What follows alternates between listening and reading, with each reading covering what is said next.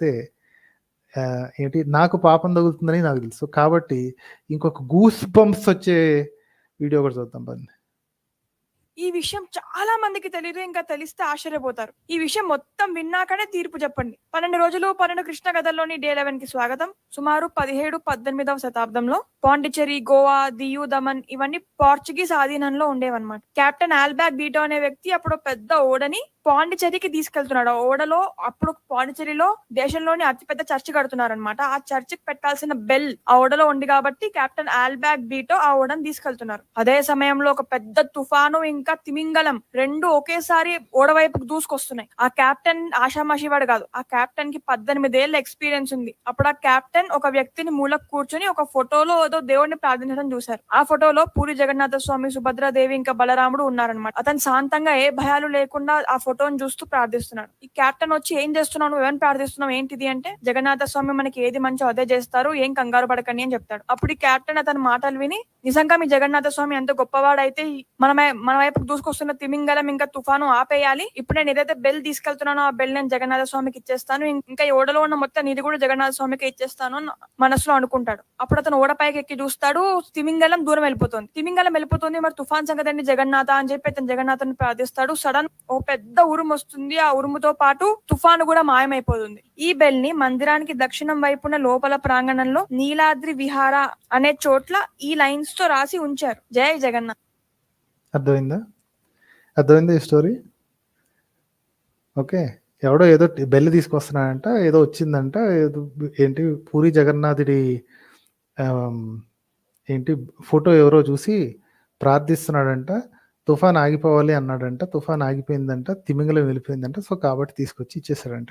Okay, by the way ఈ bell puri Jagannadh దగ్గర ఉండటం నిజమే. ఓకే, దీనికి ఒక టెంపుల్ లెజెండ్ ఉంది, అది నిజమే. అయితే వీళ్ళు సింపుల్గా ఇది ఎక్కడ తెలిసిందంటే ఒరిస్సా గవర్నమెంట్ వెబ్సైట్లోనే ఇది ఈ మ్యాటర్ దొరుకుతుంది అనమాట. Okay, the man replied, sir, now I am praying the Lord Jagannath of Puri to protect us. The captain was very much nervous at that time. If your God can protect us, I will present him a bell kept here in his chamber. Okay na? So idantha legend.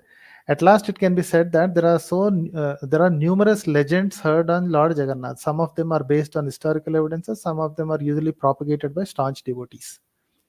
చాలా క్లియర్గా చాలా తెలివిగా వీళ్ళు ఏం చేశారంటే ఇది అటుగాక ఇటుగాక ఎవరిని మనోభావాన్ని hurt చేయొద్దు అన్నట్టుగా చేశారు.